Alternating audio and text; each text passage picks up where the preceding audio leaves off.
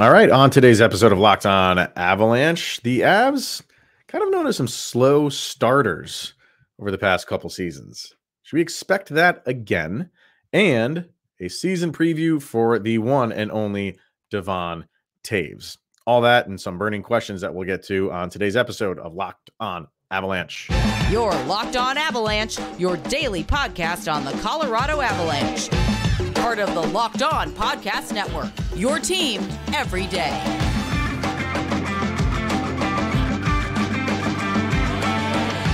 All right, everybody. Welcome to the Locked On Avalanche podcast, part of the Locked On Podcast Network, your team every day. I'm your host, Chris Maselli. With me, as always, Mr. Shaggy Von Doom, Kyle Sullivan. Thank you for tuning in, making it your first listen of the day. That is always appreciated. Make sure to follow us on our social media outlets, LOPN_Avalanche on Twitter, X, Locked On Avalanche on Instagram. Questions, comments, concerns, opinions, Locked On Avalanche at gmail.com. And follow us on our YouTube channel over on YouTube. Hit subscribe, get notified when a new show goes live. And make sure to subscribe to our subtext, people. Link to that is in the show notes below. When you do, chat with Kyle and I one-on-one. And make sure you do that before the season starts, because we are going to start getting some feedback from people over on subtext exclusively. So all right, our rundown. Yes, we will get to our Devon Toews season preview. We'll ask the annual question when it comes to Jared Bednar and the Jack Adams. But where we're going to start today is with the Avs and how they start. Like a lot of teams don't get out of the gates, like the Boston Bruins of last year, and they never stopped once they left the gates from last season. That doesn't really happen, right?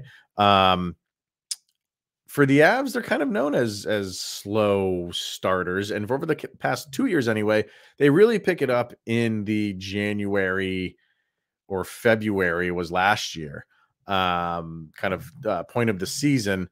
You don't want that. Everybody wants to get out to to be playing that middle of the season style, and as soon as the season starts, it doesn't usually happen.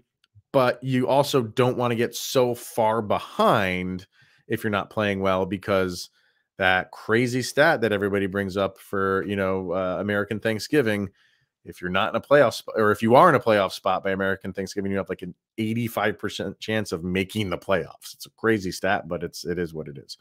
How you feeling for this year, and how the Avs can get going? And we'll bring up their schedule in a minute here.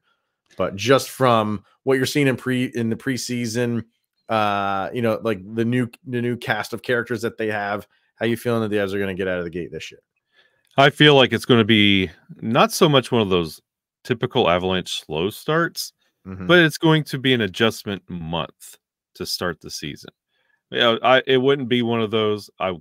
It wouldn't be crazy for them to win maybe 4 or 5 in a row, and then you really feel confident about this team, or like to kind of alternate that and go 500, because last year the injuries played a part, and it was right when the team was building ahead of steam. Somebody would go out and it was survival mode. Just wait till the next guy came back.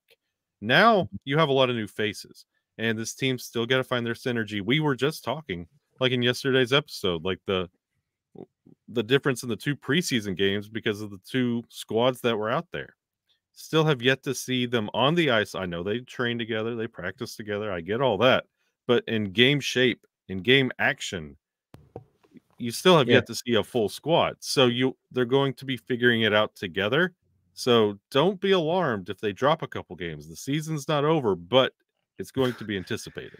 I like every team has turnover in the offseason, right? And I think for the Avs, the good thing is the guys that they brought in are vets. They're not young players where that's what you bring in, some guys that haven't been around the game, that the NHL game anyway, and it might take them a little while to just get acclimated to a new town, a new system.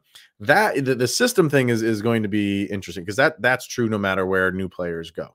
But you just have confidence that, like for a guy like Ryan Johansson, that sure, like there's going to be some growing pains, but that he can overcome that pretty quickly, and he can figure it out pretty quickly. And when you have a game like he did in the preseason game, I think a lot of people are feeling like, okay, well, he's already figuring out. Like, well, no, like the whole team's not there. The opponent that you were playing for a preseason is not what you're going to be facing. So you have so many different factors that have yet to come into play, which they haven't, had the adversity to. So they're going to have those moments. But you don't.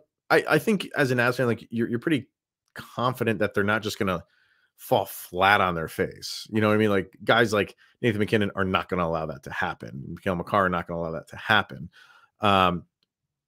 But it's just the nature of the beast of there's going to be, I mean, if you can get out of, I want to look at the schedule. I mean, you can get out of October at least like 500 or maybe a game better. I think you're okay. You're okay. And the thing about this roster construction, I mean, let's be honest. I mean, yes, we are currently talking with a burgundy and blue banner all the way around us, but look at this roster. It looks like a fantasy draft. Like you have fantasy hockey. Like your top 9. That's a fantasy draft. You're lucky and to have a team like that. And this is one of those that you kind of I think we're all kind of trying to pump the brakes here, not to try and get too excited. But I would not be surprised if they come out to a hot start because of that veteran, like it's weird. That experience. Like we've been so accustomed to slow starts and rough months, and then you have your perfect Januaries and your incredible swings, and you don't want to get too excited. But there's not a lot on this team that says that's not a possibility for this team to come right out and then recapture everybody's attention, like we talked about not being in the top 10 ESPN list of a team in the next 3 years. Like this team can come out and dominate if they put all the pieces together at the right time. It's weird. Like I agree with you because you feel good about, like the roster players that they have and being veterans and things like that. But last year we were kind of saying like, that there wasn't a ton of turnover last year. So they should come out pretty good because everybody is comfortable with everybody. Everybody knows the system. And, they had a horrible December, terrible December, a pretty good November last year, but a terrible December. And it took from the All-Star break on in February to kind of turn the tide around. Now this year to start, we'll just do October. You don't have a ton of games in October. You got 5, 6, 8, you only have 8 games in the entire month. 2 of them are at home. That's it. Your first 3 games are on the road. Obviously, you have that opening game against LA, and then you play San Jose and then Seattle. That's your opening 3 games, and then you have 2 home games, one against Chicago, another home game against Carolina. That should be good. And then you're on the road for the final 3 games of the month in New York to face the Islanders, and then Pittsburgh, and then Buffalo. So take that into account too, because you're already going to the East Coast, the third week of the season, and really kind of like the teams that you can look at here and say, like, okay, you really should chalk up wins here. San Jose, Chicago, probably the Islanders. I think they're going to be a downgraded team this year. So 2.5 games, we'll say, that are you confident of, like really should be wins, right? Even though it's early in the season. Those other ones, LA, good team. Seattle, we know the history with them as last year. Carolina. I like Pittsburgh this year. And Buffalo, improved team. So while there's only 8 games in the month, it's a kind of a challenging month in not only the opponent, you're on the road a lot, and you're already going to the East Coast. A little challenging. You phrase it as challenging, but you remember last year when we had that challenging month and then we faced that Canadian road trip, and it was, man, if we could get out of here 500, that team bonded on the Canadian road trip. And what better way for this Avalanche team to bond right out of the gate than on the road? Hey guys, good point. We're a team. We're on the West Coast, and then guess what? It's nice to see everybody at home. We're going to the East Coast now. Mm-hmm. This is a great way to build synergy for the rest of the season on these road trips. So initially I would look at it as, oh gosh, that's a lot of road games. No, that's a lot of bonding time for this team and like really figuring it out in the trenches. So I'm kind of optimistic about that. Yeah. And heading into that road trip last year, they weren't playing that well. Nope. So they kind of it was 4 games in Canada, and then they ended it in Detroit. So yeah, it was that. You're right. You're right. So maybe it's a good thing that they are starting on the road. So all right, we'll see. Season's starting right around the corner, so we'll see how things are going here shortly. All right, we're gonna hear from DoorDash, and then we are going to get into a couple other questions, and then our season preview for Devon Toews. But first, DoorDash, and what's a big thing over in the Sullivan household that kind of gets eaten with reckless abandon? That would be pizza. Oh, really? Just plain? Are you topping family? Oh, with my kids, everybody has their favorite, but Dad rules, so buffalo chicken. Oh, there you go. Good man. Well, if you're ever running out of buffalo chicken pizzas, and you can get those, they make some pretty good frozen buffalo. Yes, they do. Pizzas as well. So, if you love the convenience of getting what you want right to your door, with DoorDash grocery delivery, you can stock up for the week with those buffalo pizzas or last minute cravings conveniently. And you've trusted DoorDash to deliver your restaurant favorites. And now you can get grocery delivery that actually delivers. With thousands of grocery stores to choose from, you'll find the best in your neighborhood and boost your local economy with each and every order. You'll get exactly what you ordered, or we'll make it right. So sit back and enjoy quality groceries just like you picked them yourself. And you want even more value? You can save on all your groceries and restaurant favorites with a $0 delivery fee on all eligible orders with a Dash Pass membership. With easy substitutions right in the app and best-in-class customer support, DoorDash delivers groceries exactly how you want it. You can get 50% off your first DoorDash order, up to $20 value when you use the code LOCKED at checkout. It's a limited time offer. Terms apply. Don't forget that code is LOCKED for 50% off your first order with Kyle's favorite service, DoorDash. All right, the annual Jared Bednar, Jack Adams conversation that we have every single year. It's kind of laughable that Jared Bednar has not won a Jack Adams award at this point. Has been nominated a couple times, has not won it. And I think we're just getting to the point where it's like, what could he possibly do at this stage in his career for voters to finally be like, oh, now we'll give it to him? He's coached a team to a President's Trophy. He's coached a team to a Stanley Cup Trophy. He's had how many division titles? At this point in the game, you could think like you could have given him a Jack Adams all along the way or on a timeline. Hasn't gotten it, and I just kind of feel like it's kind of funny. And like I said, what else? What could he do where voters would be like, "Oh, now that's amazing! Like now we should probably give it to him." What can he do? What can he do to maybe get up in voters' hierarchy to eventually win this thing? Oh, it's easy. He has to go 81-1.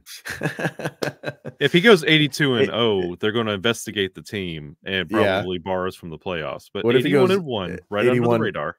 What if he goes 81-0-1? Is that? Oh, there you go. There you go. If he gets that overtime win against Nashville, right. But no, that's honestly, and what we just talked about in the first segment, this roster construction. I mean, this team could go 82-0 with this roster, and all the talking heads are going to be like, well, with this roster, I could coach that team to a Stanley Cup final. So Bednar is forever cursed with a really great team and really great talent. It's never going to be Bednar. It's always going to be, well, with Cale Makar, with Nathan MacKinnon. Bednar's never going to get the Jack Adams. Like you talked about him always getting nominated and not winning. Yeah.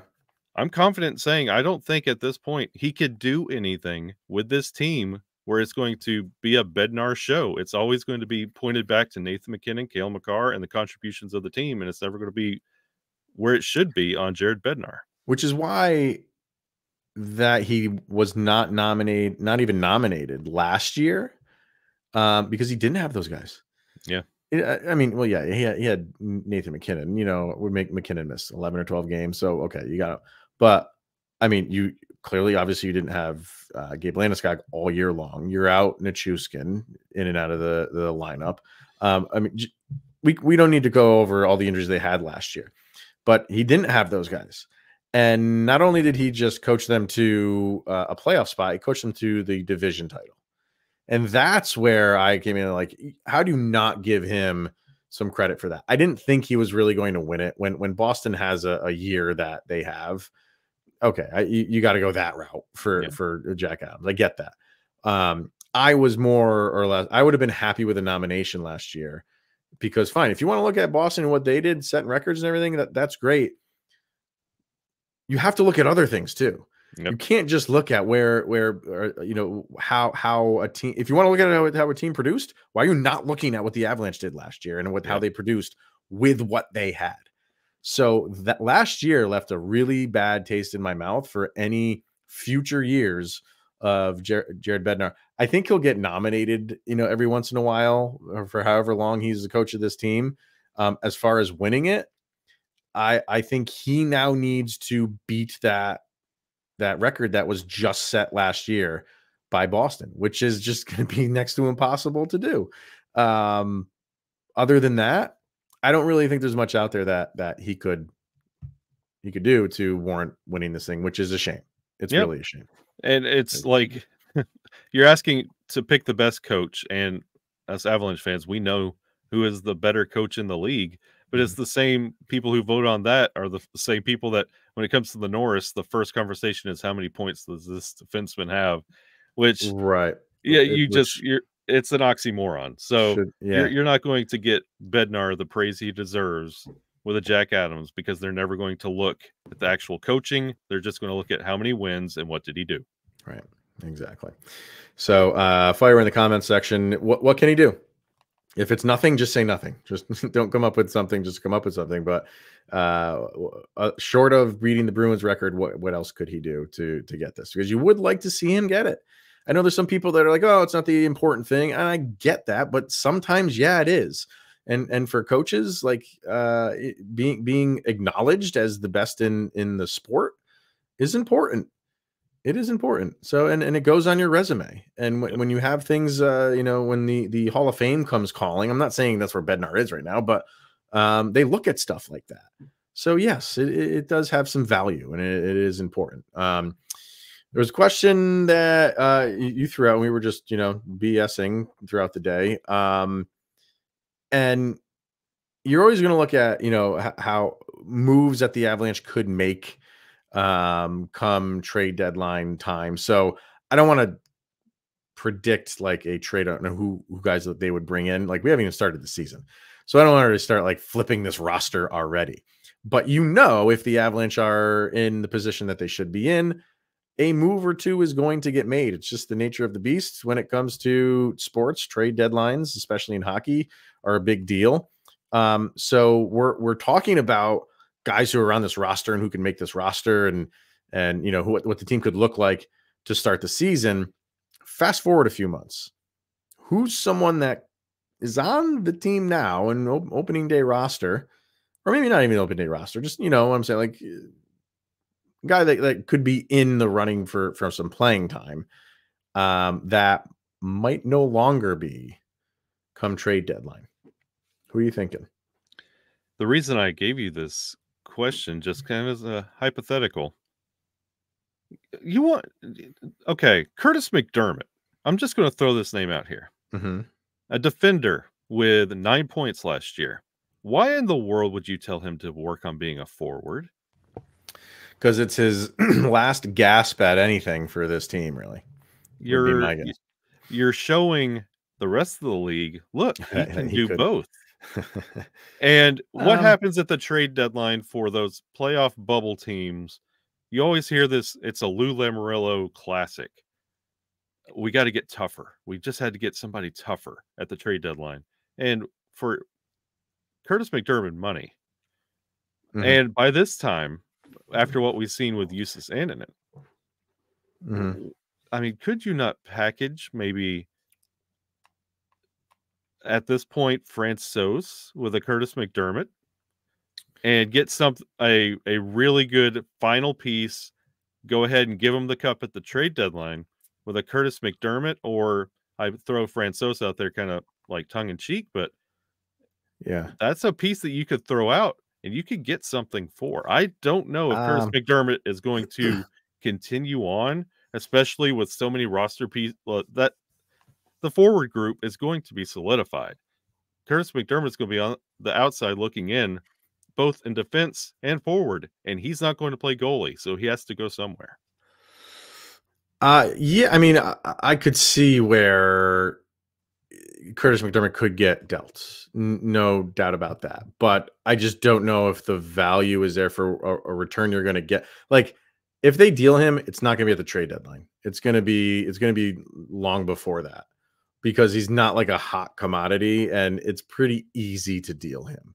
Kind of like, you know, they traded for wasn't it Cogliano last year? That was 2 or weeks. not Cogliano. Who they bring in from what was the San Jose deal that they made? Nieto. That was Nieto. Yeah, you had Nieto. When they brought Nieto in, like, that was early. That was Yeah. early February. You know what I mean? And I don't think really a lot of people like kind of saw a move like that coming. I think that's when they'll deal someone like McDermott or something like that. Spot on, right there. You know, because he's easy to move. I don't right now. Frankie doesn't really have any value just because he's hurt and you don't really know when he's coming back, so you really can't unload him for much. But I could see that happening. I could see. And I think it's a good point of just putting him at the forward position. Say, hey, look, he can do this too. If you're in need of that.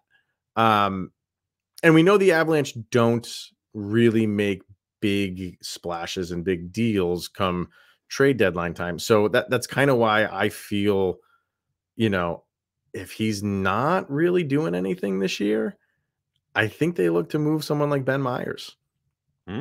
Yeah, I do, because that's someone that you could get a little bit more value for, because I say he's young, but he's 4 years in college ages you in terms of hockey. You're not an 18-year-old coming into the league.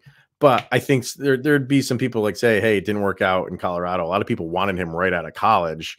They would take a chance on him if it's just not working in Colorado and say, hey, maybe our system would work better for him. Again, the return you would get is not just over the moon, but you'd get that's a move that they could make for, it's like at that point in time, if we feel like we need to plug a hole or insert somebody different here, that would be maybe a move that you do. Yeah, and I completely agree with you, Chris. And like, I hear it now. I hear all the clacking of the keyboard screaming, no, not Ben Myers. But I also say to all those that are typing right now, where's Alex Newhook? Yeah. Okay. Yeah. Okay. Yeah. Same thing. I don't think the Avalanche are going to commit to another project when you have a roster that looks like it does with the cap problems they do. They're not going to keep kicking the can on a project. If Ben Myers isn't working, they will find someone who does. They're going to move him. And I think it's a good point that you bring up with Alex Newhook. Like, they're showing like, okay, we'll give you a little bit of time, but we're not going to give you the Tyson Jost time anymore. Yep. We need to be past that. And we're not going to give you the Martin Kaut time anymore. So we'll see. We'll see where it goes. Comment away in the comment section if you think there's other people that are maybe on the block for the Avalanche come trade deadline time for whatever reason. Love to hear it. All right, we're going to look at Devon Toews and his season preview, and we're going to do that right after this. All right, Devon Toews. So if we had done this maybe like 2 weeks ago, and we're going to start with, because you have to put in for as far as the season preview for him, you have to talk about the contract situation. Yeah. And if we had done a Devon Toews preview maybe 2 weeks ago, and we did talk about this actually a little bit of what we thought was going to happen. I think my take on the contract situation was different back then, a short 2-3 weeks ago. I've kind of changed my tune a little bit. I was in the mindset of like, there's no way he's going to take a quote unquote hometown discount. It didn't really sound like anything was going on, but the Avalanche usually are secretive about this stuff. And then they just announce like, hey, a deal is done. But I'm kind of getting better vibes out of a potential deal, an extension between these two, between Toews and the Avalanche. I don't know. I couldn't predict if it's going to happen before the season starts, which obviously is right around the corner. But I'm more confident now that something gets done at some point during the season than I ever have been. Yeah. And honestly, with, I think, these rumblings on how this deal is going to look, you heard Toews come out and say he wants to come back. He loves it in Colorado. There's interest there. He would love to finish out his career in Colorado, which, I mean, we all do. That'd be great. That'd be wonderful. I think the farther we go into this preseason, the more the cuts that are made, you kind of see, we just talked about Curtis McDermott, what he's going to do. Like if he falls out, where this roster is going to look, because there's been a lot of additions on the forward. Like I think we are extremely set when it comes to forwards. Defense is a little suspect. What better way to address the next 3 years, ESPN, of this Avalanche team in defense? Lock in Toews. I said that was your number one target when we talked about this before, and it's even more so now. You have your forwards set. You are confident in what your forwards look like. You must get Taser on this team, whatever you have to do. Yeah, and obviously they want to. It's not like, this is not like a JT Compher thing, right? You didn't really feel like there was any conversations going on for that, right? This is different. This is a different animal because this is a top 10 defenseman in the league. And as far as his season goes, the contract thing is what it is. As far as what you're going to get on the ice for Toews, I think you know what it's going to be. And it's a very consistent, calm, cool, collected defenseman that just always seems to know where to be. His right place, right time, rarely makes a mistake with the puck. And when he does, I remember he made a mistake in the Seattle series. It was a huge deal because it's like, that's not his game. Like he doesn't do like the flashy stuff. Again, because he doesn't have to. He's got Cale Makar by his side to do all of that. But he is right up there with some of the best defensemen in the league. And I think you're just going to see that again this year, without a doubt. He's going to give you about 20 minutes a night. And that's 20 minutes for 82 games of the season. And you just mentioned a mistake against Seattle. That's the thing about Toews. You can mention 3 of his mistakes that he made all year individually because you're like, oh, that's not what Toews does. That's 3 mistakes. 82 games, 20 minutes a night. And you can single out a mistake. He's averages about 45 to 50 points per season. And he is just, his hockey IQ is off the charts. Everybody around him is made better by his decisions and what he does. Like, not just what he could give you individually, but what he adds to the team. It's hard to put a price tag on, which is rough right now when you're trying to work on a contract. Yeah, I mean, he's a plus minus machine. Yeah. His 3 years with the Avalanche, he's been plus 29, plus 52, and plus 26. That 21-22 season was phenomenal for him. In only oh, thanks ESPN for playing these ads. Are you kidding me? God. Oh man. ESPN, just more nonsense from them. I'm on their website looking up Devon Toews stats, and they just decide to throw. I've been on this site for the duration of the episode, and now an ad just decides to start playing. It's because we've besmirched the name of ESPN. I get. Yeah, Disney is down 3 points, I guess. So where was it? Yeah, the 21-22 season was his best, and it was only 66 games. Yeah, in 66 games, he had 13 goals and 44 points, 57 points, and that was the plus 52. So last year he played 80 games, which is great for last year, a player on the Avalanche, and had 7 less points 7 less points in 14 less games. That's not a knock on him. No. That's still a very good season. 80 games played and 50 points for a defenseman. But a healthy squad helps everybody, right? So he was kind of pulling extra weight last year with all those injuries and did very well. Everybody stays healthy. I think you see a repeat of that 21-22 season. And if he can play, like I said, he had 66 games played in that year. If he has a repeat of that year, but 80 games played, and you don't have the mountain of injuries the Avalanche had, it's all looking good for Toews. Yeah, and what he brings to Cale Makar and how he elevates his game, you have to keep them together. They elevate each other. Yeah, they really do. The one area where I would like to see a little bit of improvement here, and it's not just on him, is the power play too. Like he's in control of that, and I get it. Like you're not getting as much time as the power play one team, so you're only getting maybe like a rush or two, for the most part. When you're on the power play too. But he is the Cale Makar of the power play too. So I would like to see him. When you do get those few rushes, make them meaningful. Yeah. Because I think and this goes for so many teams where it's, when the power play one goes off, it's kind of like the excitement is a little bit over. But you have guys on this team now where it's like, no, the power play two could be as lethal as power play one, and it all comes down to him. So I would like to see him kind of quarterback that a little bit better. Yeah. And that's exactly what I would have said with my one critique, and I'd like to see him improve on. Like his hockey IQ is off the charts. I'd like to see him quarterback a little bit more on odd man rushes the other way. I would like to see him be a little bit more vocal and instruct guys like whoever he's with, like Cale Makar, they're fine. But if he's on those weird shifts where he's coupled with Gerard or Manson, he's got to communicate just a little bit more, even on the power play. He's just got to be a little bit more vocal.